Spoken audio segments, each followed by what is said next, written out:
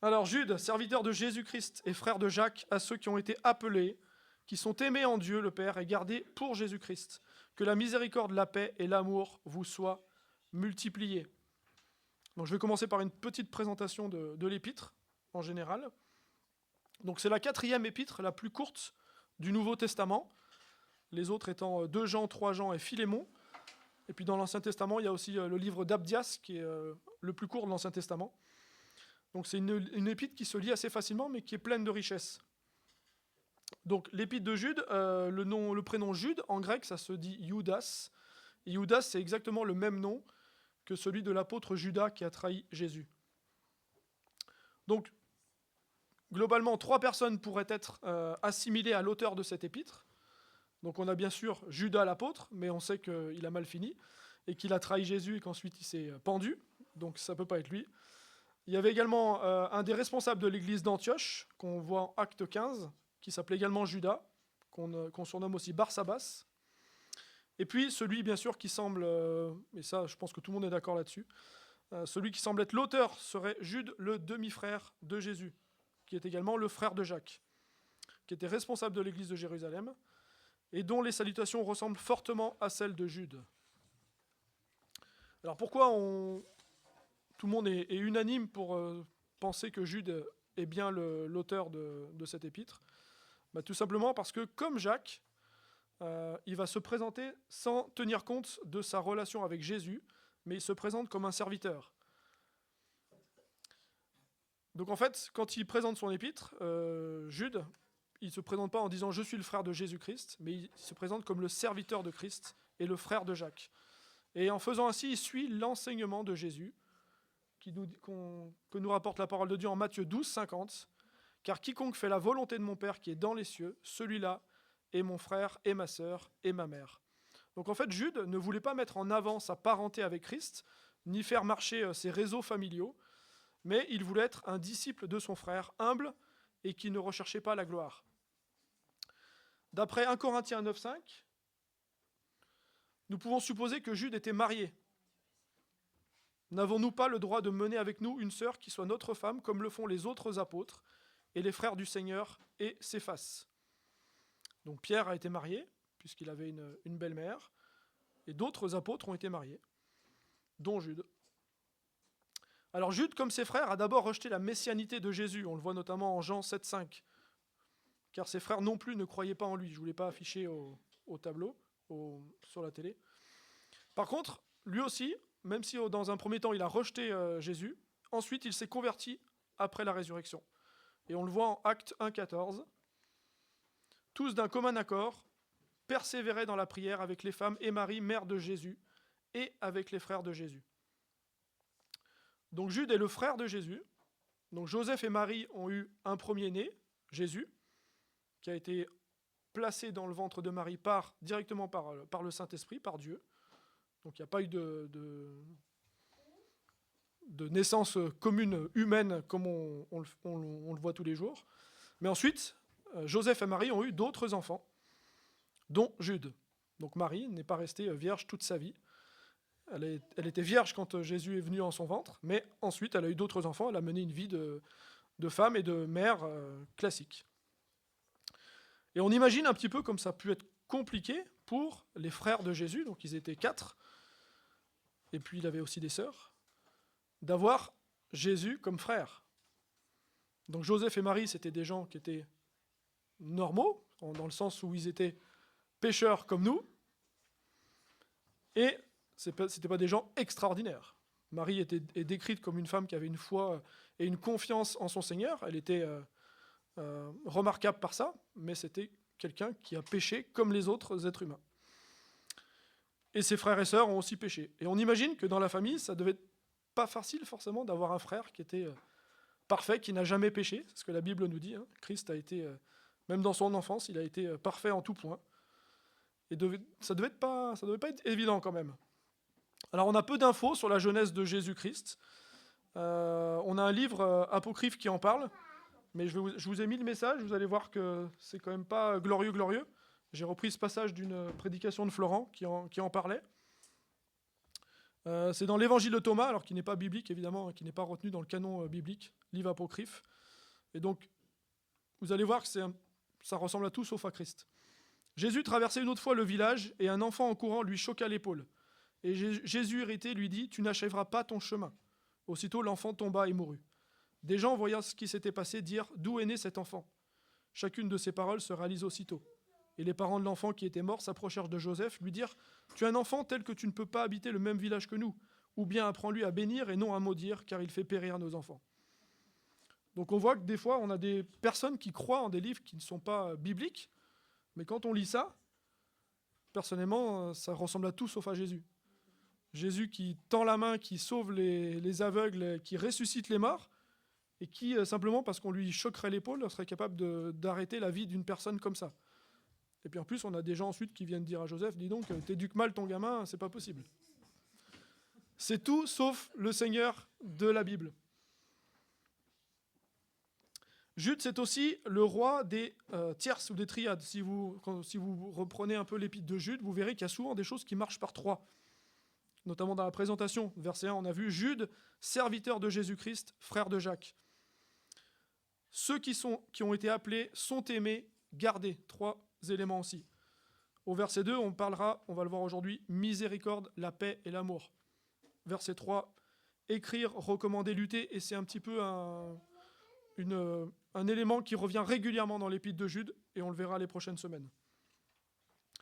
Donc Jude, il est assez mordant quand même dans son épître, il y va assez cash, mais en même temps, il veut que nous soyons rassurés. Il ne va pas dire les choses de façon cachée, etc. Il dit les choses clairement, mais en même temps, il veut nous encourager pour que nous soyons rassurés. Il va utiliser aussi pas mal de références à certains livres hébraïques qui n'ont pas été retenus dans le canon biblique, mais qui étaient des traditions à l'époque, comme le premier livre d'Enoch ou le Testament de Moïse. Et ça, mes collègues des semaines prochaines, sans doute, reviendront dessus. Alors, les caractéristiques universelles des croyants. Donc, dans le verset 1, Jude nous dit que nous avons été appelés. Dieu nous appelle par un nom nouveau, parce que quand on en voit plusieurs fois dans la Bible que Dieu va changer le nom de certaines personnes. On voit que Céphas, par exemple, est devenu Pierre. On voit que Abraham est devenu Abraham. Et donc, quelque part, c'est aussi une façon de nous encourager à quitter notre état de pécheur, notre vieil homme, pour suivre Christ et devenir conforme à l'image de Christ. Donc, le verset 1 nous dit que nous avons été appelés. Donc, ça peut laisser supposer que Dieu a appelé seulement certains hommes et pas d'autres. Et donc, la question qu'on peut se poser, bien sûr, c'est le thème de la prédestination. C'est rare quand je ne tombe pas sur des éléments un peu polémiques, mais j'avais déjà prêché là-dessus il y a quelques mois de ça. Donc, bon, je commence un peu à connaître le sujet. Donc, la question qu'on peut se poser, c'est est-ce que Dieu a choisi certains hommes pour le salut ? La Bible parle de la prédestination, bien sûr, on a plusieurs passages qui en parlent, notamment Romains 8, 29, 30. « Car ceux qu'il a connus d'avance, il les a aussi prédestinés à être semblables à l'image de son Fils, afin que son Fils soit le premier-né de beaucoup de frères. Et ceux qu'il a prédestinés, il les a aussi appelés. Ceux qu'il a appelés, il les a aussi justifiés. Et ceux qu'il a justifiés, il les a aussi glorifiés. » Et puis j'ai retenu un deuxième passage dans Éphésiens, chapitre 1, verset 5. « Il nous a prédestinés dans son amour à être ses enfants d'adoption, par Jésus-Christ, selon le bon plaisir de sa volonté. » Donc Romains 8, 29, ça ne veut pas dire qu'en fait, Dieu, il sait à l'avance qui va se convertir et qui ne va pas se convertir. C'est pas comme ça qu'il faut lire, qu'il faut prendre le terme prédestiné. Bien sûr, Dieu sait toute chose. Dans 1 Timothée 2, 4, il est dit que Dieu veut que tous les hommes soient sauvés et parviennent à la connaissance de la vérité. Et le mot « vouloir » ici, il renvoie au plan éternel de Dieu et non à son désir. Le désir de Dieu, c'est vraiment que tous les hommes soient sauvés. Il aimerait qu'aucun ne s'obstine, mais malgré sa haine viscérale du péché, il a choisi de supporter le péché. C'est ce que nous dit Romains 9, 23. Et il a choisi également d'en sauver certains pour manifester sa grâce. Donc les choix de Dieu sont déterminés par son plan. Alors, est-ce que Dieu est injuste ? Non, Dieu n'est pas injuste, Dieu est saint. Et la Bible nous dit que tous ont péché et sont privés de la gloire de Dieu. Donc ça veut dire qu'en théorie, Dieu pourrait supprimer tous les êtres humains. Pourquoi ? Parce qu'il n'y en a aucun dans toute l'histoire de l'humanité, sauf Jésus, qui a été parfait, qui a été saint. Et Dieu ne supporte pas le péché. Et c'est pour ça que Christ est venu ici pour nous. C'est parce que Christ sert en quelque sorte de filtre entre Dieu et nous, puisque de nous-mêmes, on ne peut pas accéder directement à Dieu si on ne passe pas par Christ, puisqu'on est rempli de péché, tous autant que nous sommes. Dieu n'a pas choisi ceux qui devaient être perdus, et le fait qu'il en choisisse certains, ça ne veut pas dire qu'il condamne tous les autres. Et Dieu est Dieu, il est souverain et juste, tous ses actes sont justes, et il est bon parce qu'il décide d'en sauver certains qu'il ne devrait pas. Mais la Bible enseigne aussi la responsabilité de l'homme. On ne peut pas reprocher à Dieu d'aller en enfer parce qu'on ne fait pas partie de son élection, parce que le salut est offert à chacun. Aujourd'hui, il n'y a personne qui peut dire je n'ai pas choisi Dieu, je vais en enfer, mais parce que Dieu n'a pas voulu de moi, quoi. Parce que chaque personne peut choisir aujourd'hui de suivre Jésus. Il n'y a personne qui soit exclu, où qu'il soit, quelle que soit son origine, peu importe. Il y a plusieurs versets de la Bible qui en parlent. Donc bien sûr, Jean 3,16, « Car Dieu a tant aimé le monde qu'il a donné son Fils unique, afin que quiconque croit en lui ne périsse pas, mais qu'il ait la vie éternelle. » Jean 3,36, « Celui qui croit au Fils a la vie éternelle, celui qui ne croit pas ne verra point la vie, mais la colère de Dieu demeure sur lui. » Quelque part, si on choisit de ne pas être avec Christ dans notre vie, Dieu est juste. Il n'y a aucune raison qui nous impose d'être avec Christ pour l'éternité. Si on ne veut pas de Jésus maintenant, Dieu, il respecte notre choix. Il ne va pas nous contraindre, ce n'est pas un tyran. Et dans l'éternité, on n'aura pas de Christ non plus. Et si on se convertit dans notre vie, on a aussi la vie éternelle avec Jésus. Romains 19 nous dit, « Si tu confesses de ta bouche le Seigneur Jésus, et si tu crois dans ton cœur que Dieu l'a ressuscité des morts, alors tu seras sauvé. » C'est pas compliqué de suivre, de suivre Christ et de se convertir. Il suffit de confesser Jésus comme sauveur et croire dans notre cœur que Christ est ressuscité. La seule chose qu'on a à faire, c'est de nous reconnaître pécheurs. C'est pas la peine de faire un pèlerinage à l'autre bout du monde. C'est pas la peine de marcher 4 km sur les genoux. On a juste à croire que Jésus est Seigneur et que nous sommes pécheurs. Et ça, c'est difficile parce que notre orgueil est présent et notre orgueil, il a toujours tendance à nous faire croire qu'on est au-dessus, qu'on est intouchable, qu'on est des gens bien, etc. Mais on a toujours des fois tendance à occulter qu'il y a le péché qui est là. Romains 10, 13, « Car quiconque invoquera le nom du Seigneur sera sauvé. » Donc ça veut dire que si une personne se perd, c'est pas parce que Dieu a été méchant et qu'il n'a pas voulu d'elle dans son royaume, c'est parce qu'elle a choisi de ne pas suivre Jésus. Et c'est un choix qui est personnel à chacun. Il n'y a personne qui peut avoir, on ne peut pas imposer à quelqu'un, toi tu vas croire en Jésus, tu es obligé de croire en Jésus. C'est un choix qui vient du cœur. Et c'est pour ça que chez les protestants, on baptise les enfants quand ils sont en capacité de choisir eux-mêmes s'ils choisissent Jésus ou pas. C'est quand ils ont la maturité. Aucun parent ne peut forcer son enfant à croire. En tant que chrétien, on a tous le cœur, l'envie, on prie le Seigneur pour que nos enfants puissent venir un jour à lui, mais c'est un choix qui dépend que d'eux. Nous, on peut juste les encourager, prier pour eux, les mener vers ce chemin, et après, c'est leur choix personnel. On a tous un choix un jour dans notre vie, et celui-là, c'est vraiment le choix le plus important. On a toujours plein de choix à faire dans nos vies quotidiennes, sans arrêt, mais s'il y en a un qu'on ne doit pas rater, c'est celui-là, choisir Jésus. Il y a un verset, Jean 6, 37, je ne sais pas si je vous l'ai mis, non, je ne vous l'ai pas mis, qui résume bien un peu ce thème de la prédestination. « Tous ceux que le Père me donne viendront à moi », donc ça c'est le choix souverain de Dieu, « et je ne mettrai pas dehors celui qui vient à moi ».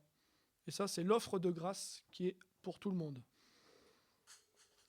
Et le fait que Dieu offre le salut à quelques-uns et en même temps le propose à tous, gratuitement, c'est un peu un mystère. C'est Dieu, il est au-dessus de nos esprits humains, mais tout ce on peut être rassuré parce que dans tous les cas, il est juste. Et nous, on n'est que des hommes, on a parfois un esprit qui peut être limité, même si on On aimerait tout connaître, mais l'Esprit de Dieu, il est bien, bien plus grand que nous. On peut lui faire confiance, c'est son plan souverain qui est parfait. Ensuite, Jude nous dit que nous sommes aimés. Dieu nous appelle, et surtout Dieu nous aime. Donc le mot aimer ici, il est traduit par sanctifié, c'est-à-dire rendu saint. Jean 14, 23 nous dit « Si quelqu'un m'aime, il gardera ma parole et mon Père l'aimera. Nous viendrons à lui et nous ferons notre demeure en lui. » Donc par notre amour pour Christ, Dieu nous sépare du péché et va nous mettre à part. Et donc il nous appelle à la communion avec son Fils par une relation personnelle et non par une religion. Quand je parle parfois avec des non-chrétiens, ils me disent « Oh, la vie chrétienne, faut aller à l'église, il faut se lever le dimanche, etc. » machin, ce genre de trucs. Vous avez sans doute tous entendu ça. Mais la vie avec Christ, ce n'est pas une religion. La vie avec Christ, c'est une relation personnelle avec Christ qui nous permet d'avoir accès au Père. Ce n'est pas une contrainte, c'est une joie, c'est un plaisir. Et ce n'est pas au moyen de rites, ce n'est pas au moyen de tradition que l'on peut adorer Christ, c'est qu'on doit l'aimer lui. Ensuite, derrière, il y a des conséquences, des choses qu'on va faire parce qu'on est sauvé. On va avoir à cœur de se baptiser parce que Jésus l'a demandé, etc. D'autres choses. Mais ce n'est pas en faisant des actes qu'on a accès à Jésus. On n'a pas besoin de faire des choses pour avoir accès à Christ, il a déjà tout payé. Ésaïe 54, 10 nous dit « Même si les montagnes venaient à changer de place, même si les collines venaient à s'ébranler, l'amour que j'ai pour toi ne changera jamais. » Et c'est vrai que Jude nous rappelle ici qu'on est aimé de toute éternité par Dieu, et que Dieu, on a beau faire parfois tout et n'importe quoi dans nos vies, son amour ne varie pas. Il ne va pas nous dire un jour « je t'aime plus, je veux plus de toi », parce qu'on a fait un gros péché énorme, un truc, voilà, même si on venait à tuer quelqu'un, c'est pas pour ça que l'amour de Dieu nous mettrait de côté. Il nous tend toujours la main, on a toujours la possibilité de se repentir. Et ça, c'est important parce que on ne peut pas obéir au commandement de Dieu d'aimer notre prochain comme nous-mêmes tant qu'on n'ajoute pas foi à cette parole. Et quelque part, si nous-mêmes, on ne se sent pas digne d'être aimé, si on se dit je suis trop nul, Jésus m'aime pas, donc voilà, c'est pas la peine que j'essaye de venir à lui et que je me soumette à lui, puisque de toute façon, je suis trop un zéro, on ne peut pas aimer les autres non plus. Il faut vraiment qu'on prenne confiance, et c'est pour ça que Jude veut nous rappeler qu'il n'y a personne qui ne soit pas digne de l'amour de Jésus. Alors comment est l'amour de Dieu ? Il est constant. C'est-à-dire Dieu ne va pas nous aimer un jour et nous retirer son amour le lendemain. Il ne nous aime pas uniquement dans nos bons jours, parce que chez nous, l'amour, il peut être fluctuant. Un jour, on est plein de joie, plein d'amour, on va aimer tout le monde, et puis le lendemain, c'est beaucoup plus difficile. Mais Dieu, il n'est pas comme ça. Il est constant. Il ne change pas. Jacques nous dit qu'il ne change pas de position. Dieu est inconditionnel. Il dit « Je t'aimerai toujours et mon amour est inconditionnel, tu n'as pas à le mériter ». En fait, c'est ça que ça Dieu ne va pas nous dire « Je t'aime si tu es bon ou si tu fais telle ou telle chose ». Ou encore « Je t'aime si tu as telle allure ou que tu fais ceci ou cela ». Parce qu'on ne pourrait pas toujours remplir des conditions. Ça, c'est des conditions humaines. Des fois, on s'imagine des trucs. On se dit « Je ne suis pas assez bien pour Dieu ». Mais Dieu ne nous aime pas en fonction de ce qu'on doit être, mais il nous aime pour nous. Il nous a créés individuellement. Et il n'y a pas ici une personne que Dieu n'a pas voulu. Dieu dit au contraire, ce n'est pas ainsi que je t'aime. Mon amour pour moi est constant et inconditionnel. Et ce n'est pas la peine de demander à Dieu chaque jour, Seigneur, est-ce que tu vas m'aimer ce matin ? Est-ce que j'ai suffisamment prié ? Est-ce que j'ai suffisamment lu ma Bible ? Son amour ne change pas quoi que nous fassions. Après, bien sûr, si on aime Christ, naturellement, on va avoir à cœur de prier, de lire la Bible, de partager du temps en communion fraternelle. Ça vient après. Mais ce n'est pas des conditions pour que l'amour de Dieu nous soit dispensé. 1 Jean 4, 18 nous dit « Il n'y a pas de crainte dans l'amour, mais l'amour parfait bannit la crainte. » Donc Dieu est amour, et plus nous allons remplir notre vie de Dieu, et moins il y aura de la place pour la peur de ne pas être assez bien, pas être digne de Dieu. Il faut qu'on soit confiant là-dessus, parce que parfois dans nos vies, on peut avoir des moments de doute. Et Jude veut ici nous rassurer. Ensuite, troisième élément, il nous dit que nous sommes gardés. Donc le texte nous dit que nous serons gardés en Christ, ce qui signifie qu'il nous maintiendra en sécurité dans la perspective de la vie éternelle. Alors est-ce que ça veut dire que parce qu'on croit en Christ, on sera à l'abri des épreuves ou même du péché et que personne ne tombera. Alors ça, c'est des illusions, hein, d'accord ? On a des faux évangiles qu'on appelle par exemple l'évangile de prospérité. On a certaines églises qui disent si t'arrive une crasse dans ta vie, c'est que tu as un gros péché, c'est des choses que tu n'as pas faites bien. Ou au contraire, ils vont vous dire si vous êtes sauvé, né de nouveau, bah, vous aurez une vie qui sera parfaite et qui sera sans épreuve. Mais ça, c'est des foutaises. Dieu n'a jamais dit que notre vie n'aurait pas d'épreuve et qu'on aurait une vie tranquille, parfaite, qui coulerait de sens. Et c'est pas parce qu'il nous arrive des crasses qu'on a des choses difficiles, et on sait que dans l'Église, on a des gens qui vivent des choses très difficiles en ce moment. On peut penser à eux, on peut prier à eux, mais c'est pas parce qu'ils ont fait un gros péché, qu'ils ont été méchants ou qu'ils n'ont pas fait quelque chose de bien. Parce que parfois, Dieu permet, et on n'est pas Dieu, on peut pas savoir. Il a un plan pour nous, et parfois il va permettre certaines choses, parfois il va veiller sur nous, puis parfois il retire sa main. Mais c'est pas parce qu'on a été des gros méchants et des pécheurs notoires, c'est parce que c'est le plan de Dieu et que les épreuves font aussi partie de la vie du chrétien. Mais on peut être rassuré parce que Dieu nous dit qu'en 1 Corinthiens 10-13, Dieu donnera aussi le moyen d'en sortir. Et on peut être confiant là-dessus. Dieu ne nous abandonne pas, on est gardé en Christ. Jean 10, 28-30 nous dit que personne ne peut nous ravir de sa main et que le diable n'a plus d'emprise sur nous, à moins que nous ayons un péché qui n'est pas confessé dans notre vie. Effectivement, si jamais on a un gros péché dans notre vie qu'on n'a pas confessé, bah, quelque part, ça casse un peu la relation avec Dieu et ça attriste le Saint-Esprit. Mais ce n'est pas pour ça que Dieu nous abandonne.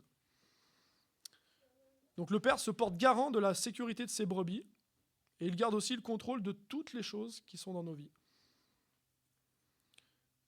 J'avais pris déjà cet exemple il y a quelques années. Hein. J'ai peu de cheveux sur la tête, mais Dieu sait exactement combien il m'en reste. De moins en moins, ok ?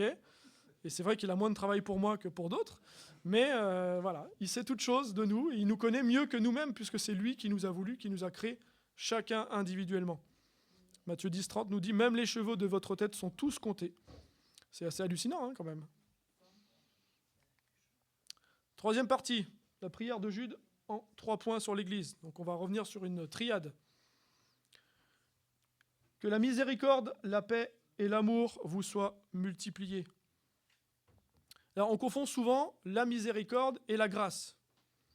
C'est deux choses qui sont assez proches l'une de l'autre, mais il y a quand même une petite différence. C'est pas tout à fait des synonymes. Donc la miséricorde, c'est quand Dieu ne nous punit pas comme nos péchés le méritent. En tant que pécheurs, Dieu devrait nous punir pour ce que nous sommes. C'est-à-dire on est pécheurs dès la naissance, on est péché, et chaque jour de notre vie, il y a toujours des choses où on rate le coche, où on va être médisant, où on va être méchant, où on va ne pas honorer Dieu, on va parler sur les autres, etc. C'est des petits péchés, entre guillemets, mais il peut y en avoir des plus importants. Et dans tous les cas, ces péchés-là, ils devraient mériter punition, parce que Dieu est saint, et qu'il ne peut pas accepter le péché. La grâce, ça ressemble, c'est pas tout à fait la même chose. La grâce, c'est qu'il nous bénit alors qu'on ne le mérite pas.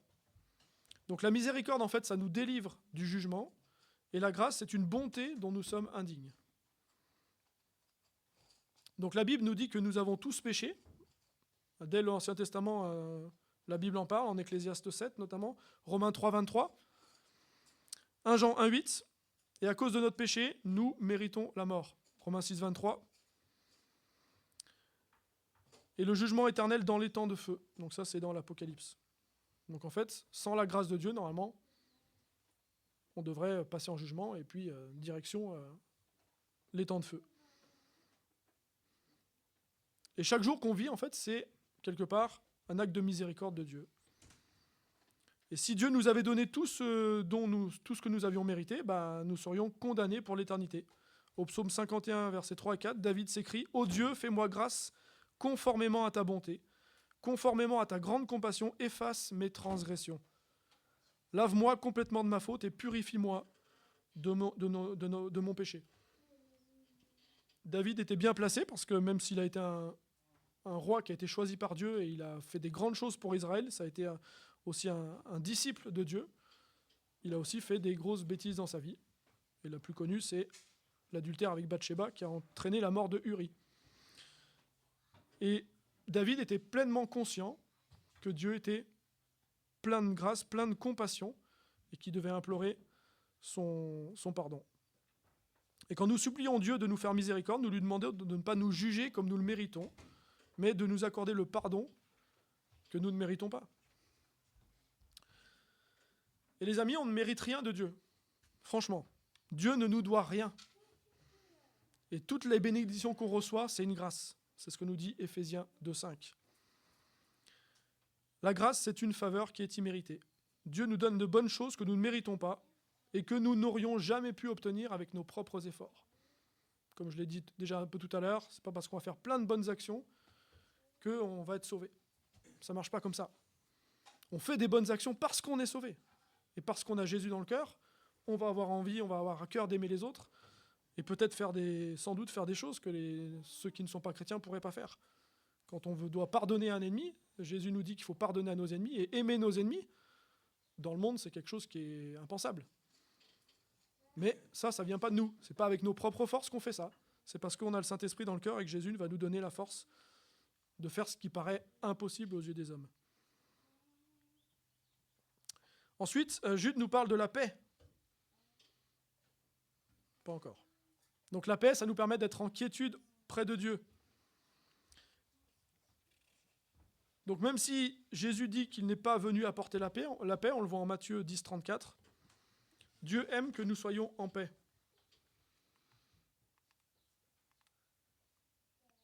Jean 14, 27 nous dit « Je vous laisse la paix, je vous donne ma paix. Je ne vous donne pas comme le monde donne, que votre cœur ne se trouble point et ne s'alarme point. » Et Romains 5, 1 nous dit « Étant donc justifiés par la foi, nous avons la paix avec Dieu par notre Seigneur Jésus-Christ. » Donc cette paix que Dieu nous donne, c'est surtout une paix par rapport au péché. Parce que nous savons qu'en Jésus, et en Jésus seul, nos péchés sont pardonnés et on a cette paix par rapport à l'éternité. Quand je me suis converti il y a de nombreuses années, un des premiers trucs que j'ai ressenti vraiment, c'était que j'avais plus peur de la mort, alors que c'est quelque chose qui me faisait peur. Je me disais, mais où je vais aller plus tard, qu'est-ce que je vais devenir, etc. Et quelque part, même si j'avais une vingtaine d'années, ça m'angoissait. Parce que normalement, j'avais encore, en théorie, pas mal d'années à vivre, mais on ne sait jamais ce qui peut se passer. Et première chose que j'ai sentie quand j'ai donné ma vie à Christ, c'est vraiment que j'avais cette paix par rapport à la mort et par rapport à l'éternité. Oh, pas tout de suite. L'amour, troisième élément de ce passage du verset 2. Donc l'amour ici, il est traduit par le terme agapé en grec. Agapé, c'est un amour qui est basé sur la volonté d'aimer, et c'est pas un amour qui est basé sur des sentiments ou des émotions, comme par exemple, on peut traduire Eros. Eros, c'est l'amour soudain, qui jaillit, mais qui peut aussi s'éteindre. Et hier, il y a eu des mariages. J'ai pas eu l'occasion de tourner la roue et de tomber sur le bidule qui disait qu'est-ce que vous donneriez comme conseil aux mariés. Mais si j'avais dû donner un conseil aux mariés, c'est toujours de garder cette volonté d'aimer l'autre et de ne pas compter simplement sur les sentiments qui peuvent un jour être au top et puis le lendemain, ça se passe moins bien. Mais quand on a la volonté d'aimer notre épouse, la vie est quand même plus simple. Ça ne veut pas dire qu'il n'y aura pas des disputes, des engueulades. C'est la vie d'un couple, ça c'est normal. Mais il faut vraiment avoir dans le cœur, je veux aimer l'autre pour ce qu'il est. Je ne veux pas compter sur des sentiments fluctuants. Et l'amour ici, c'est le terme agapé. C'est un amour qui procure l'unité, d'une part entre les chrétiens, mais aussi avec Dieu. Deux derniers versets que je n'ai pas mis à l'écran. Jean 13, 34. « Je vous donne un commandement nouveau. Aimez-vous les uns les autres comme je vous ai aimés. Vous aussi aimez-vous les uns les autres. À ceci, tous connaîtront que vous êtes mes disciples si vous avez de l'amour les uns pour les autres. » Donc ici, Jean nous encourage à nous aimer les uns les autres en tant que frères et sœurs dans l'Église. Et c'est la base d'une communion fraternelle. Parce que qui qu'on soit, les gens ne seront pas toujours comme nous on aimerait qu'ils soient. Parce qu'on est tous différents. et on a tous notre canevas devant les yeux, où voilà, lui, il n'est pas assez ci, elle n'est pas assez ça. Mais Jean nous encourage et nous dit « Aimez-vous les uns les autres. Comme je vous ai aimé, vous aussi aimez-vous les uns les autres. » Et là aussi, c'est l'amour agapé. Je ne vais pas aimer les autres parce qu'un jour il est sympa, un jour il n'est pas sympa, mais je vais l'aimer parce que j'ai une volonté d'aimer l'autre et d'être en communion avec lui. Romains 5,8 nous dit « Mais Dieu prouve son amour envers nous, en ce que lorsque nous étions encore des pécheurs, Christ est mort pour nous. » Et cette phrase est importante. « Lorsque nous étions encore des pécheurs. » Donc je vous ai dit tout à l'heure, hein, entre Dieu et nous, il y a une espèce de voile qui est infranchissable, parce que Dieu ne peut pas supporter le péché, c'est quelque chose qu'il a en horreur. Et le seul filtre qui est valable, le seul passage qu'on peut avoir entre Dieu et nous, c'est Christ. Christ est mort pour nous alors qu'on était des pécheurs. Christ est mort pour des gens qui, sur la croix, l'ont insulté, l'ont craché dessus, l'ont battu, l'ont frappé. Et il est mort pour eux. Alors après, ils n'ont pas tous choisi de le suivre, mais on a des gens qui se sont repentis et qui ont reconnu la divinité de Christ. Le centurion, notamment à la croix, hein, qui a reconnu Jésus comme le sauveur, alors que c'était un Romain. Les Romains, ils avaient d'autres dieux, ils étaient loin de l'Éternel. Mais il a reconnu Christ comme sauveur à la croix. En conclusion, on peut être rassuré parce que Dieu nous aime et il veut multiplier ses dons et ses cadeaux envers nous. Mais c'est un amour qui ne doit pas être gardé pour nous. Et quelque part, cet amour, il faut aussi qu'il soit offert aux autres, aux frères et sœurs, mais aussi aux païens, donc les non-chrétiens, pour que l'amour que nous donnons puisse être aussi un témoignage. Et ça peut, et ça doit aussi, et ça c'est une grâce aussi de Dieu, conduire au salut. Et c'est aussi par notre témoignage et l'amour qu'on aura dans l'Église, mais également en dehors, que ça permettra à certains de se dire « Ah, il y a quelque chose. J'ai envie de découvrir ça moi aussi. » Alors parfois, donner de l'amour, ça peut être difficile. Et les exemples sont nombreux dans des pays où Christ est vu comme un imposteur. Hein, je n'ai pas besoin de vous faire de dessin. C'est difficile, mais Jésus nous donne la force. Je vous raconte l'histoire d'un pasteur. Donc c'est lui. Il s'appelle Walter Massey. Et donc il vit toujours en Inde. Et donc en 2007, il a été agressé par des extrémistes hindous à Jaipur, dans le Rajasthan. Et donc son épouse Joyce et leur fille âgée de 6 ans étaient présentes quand des agresseurs ont frappé Walter à de multiples reprises en le blessant sérieusement. Supportant les coups, Walter se met à prier à haute voix. Il implore le secours de Jésus.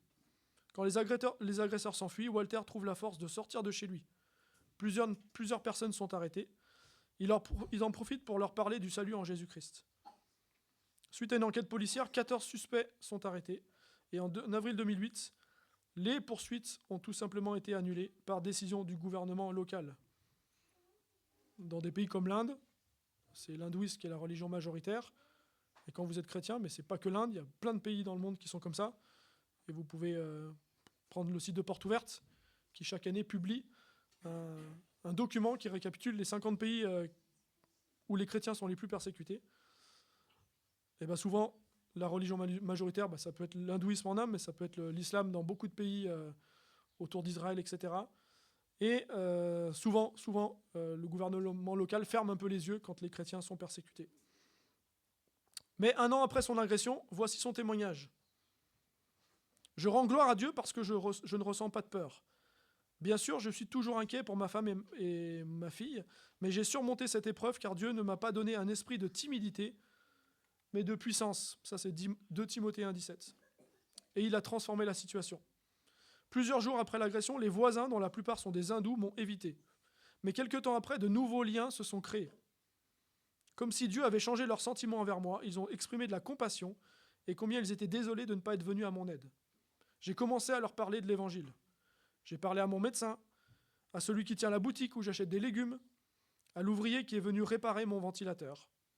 Ils ont tous exprimé de la compassion et je leur ai parlé de ma foi. Là où la porte était fermée, Dieu en a ouvert une. Je vis pour parler de l'amour de Dieu à mon prochain. Alors ça se passe pas toujours aussi bien entre guillemets, parce que le début de l'histoire est quand même douloureuse, mais la suite, Dieu a pourvu, et on a eu des gens qui ont pu entendre le témoignage, est-ce qu'ils se sont convertis, on ne sait pas. On sait que dans certains pays, ça se passe pas toujours comme ça. On peut avoir des gens qui prient Dieu, qui sont agressés, et qui peut-être vont être tués par des extrémistes ou autres qui ne supportent pas, et ça c'est qui supportent pas Jésus. Et ça c'est Satan aussi, hein, qui tire les ficelles pour encourager les chrétiens à abandonner la foi.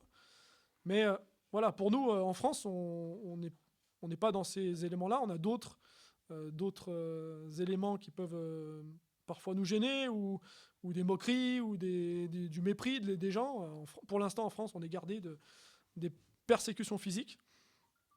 Mais quel encouragement pour nous aussi de cette personne. Quelle leçon on peut avoir. Parce que malgré les persécutions, il a été encouragé à bénir, et même quand on lui tapait dessus, il priait Christ. Et ça, c'est remarquable. C'est un encouragement pour nous. La Bible nous dit en Romains 8, 38-39 que rien ne pourra nous séparer de l'amour qui est en Jésus-Christ. Je ne sais pas si je vous l'ai mis. Non, je ne vous l'ai pas mis. Et bénir, c'est aussi le contre-pied de ce que les gens attendent. Quand on vous agresse, en général, vous n'avez pas le réflexe de bénir l'autre. Et Proverbe 25 nous dit « Si ton ennemi a faim, donne-lui du pain à manger. S'il a soif, donne-lui de l'eau à boire. Car ce sont des charbons ardents que tu amasses sur sa tête, et l'Éternel te récompensera. » Voilà, mes amis, je vous encourage vraiment à bénir ce matin. Je sais que dans ma propre vie, je ne bénis pas assez. Et cette épître de Jude, elle m'a encouragé, parce qu'on sait qu'on est aimé, on sait qu'on est gardé. Et on sait que Christ est présent, qu'il ne nous abandonne pas, qu'on peut lui faire confiance, et qu'en toute occasion, on peut lui demander la force de tenir ferme, même quand les éléments sont difficiles autour de nous, et quand on a des contraintes ou des persécutions comme on peut avoir. Je remets la suite du culte. Seigneur notre Dieu, je te remercie pour ta grâce. Je te remercie parce que tu es un Dieu qui est puissant et qui surtout ne varie pas, Seigneur. Tu es toujours le même d'éternité en éternité. Tu nous aimes.